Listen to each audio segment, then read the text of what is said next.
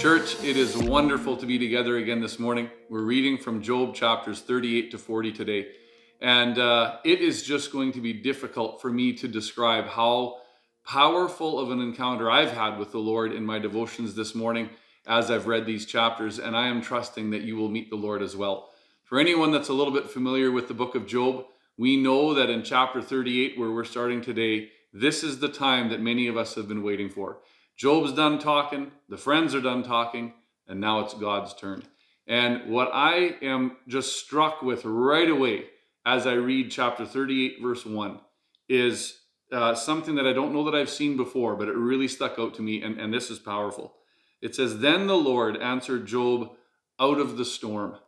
I looked up that word storm. It just jumped out at me, and it means tempest or whirlwind. And I think sometimes by default, we think when God was speaking to a lot of the Old Testament prophets, we just think right away of Elijah, for example, in 1 Kings chapter 19, where it says that God spoke to Elijah in a still small voice, in a whisper.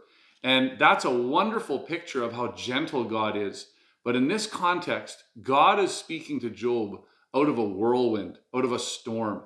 And I think that's significant because I think what Job needs here is for God to correct his perspective and draw Job back to a healthy fear of the Lord.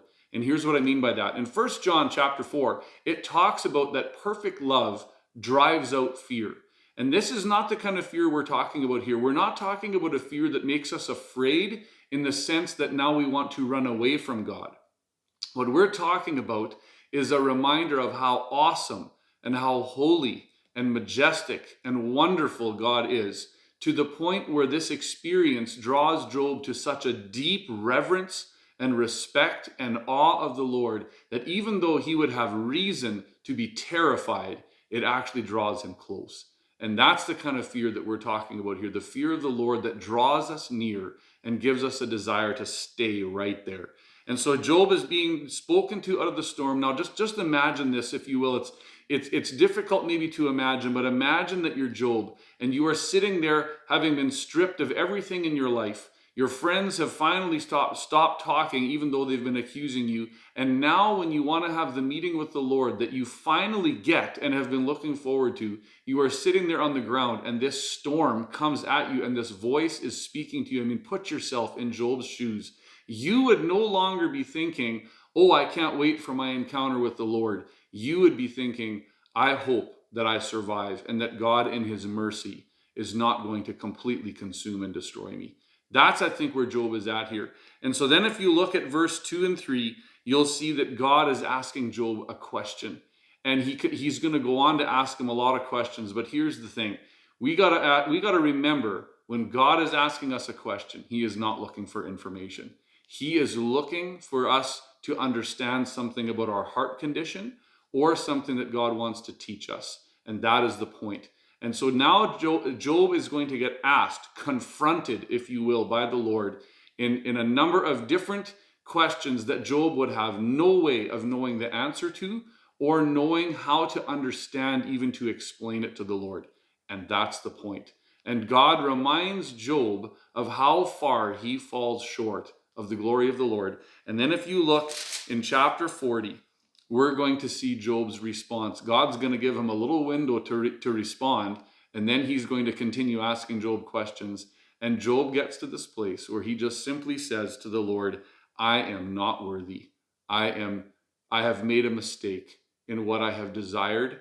I cover my mouth, and I'm just going to be quiet now. And that is a beautiful picture. When we get confronted by the majesty of the Lord, that's where our hearts should be led.